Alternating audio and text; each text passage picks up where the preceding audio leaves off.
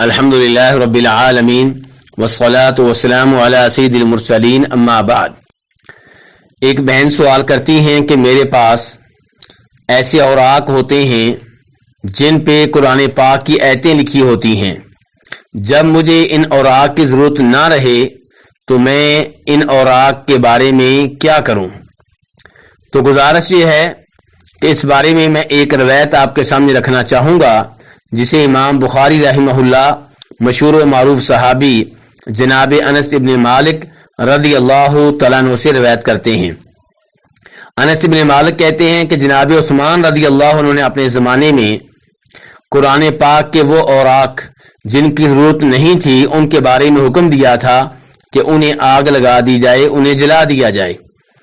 اور یہ طریقہ جناب عثمان ابن عفان نے صحابہ کرام کی موجودگی میں اختیار کیا۔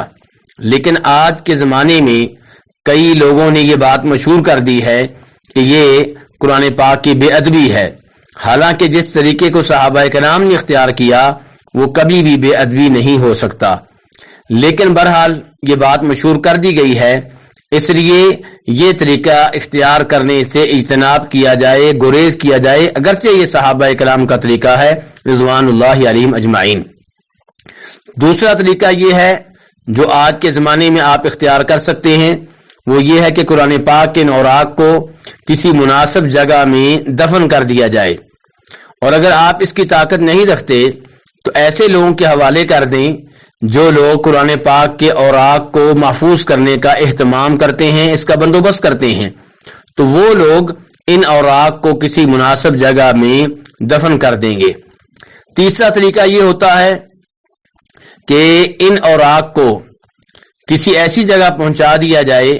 جہاں پہ سمندر ہو یا دریا ہو، اور اس سمندر اور دریا میں کسی قسم کی بے ادبی کا خطرہ نہ ہو۔ یہ طریقہ بھی اختیار کیا جا سکتا ہے۔ اللہ رب العزت سے دعا ہے کہ وہ ہمیں بہت زیادہ قرآن پاک کا احترام کرنے کی توفیق عنایت فرمائے، اور اللہ رب العزت ہمیں اس قرآن پاک کی، اس کلام پاک کی تلاوت کرنے کی اور اس کو سمجھنے کی اور اس پہ عمل پیرا ہونے کی توفیق عنایت فرمائے۔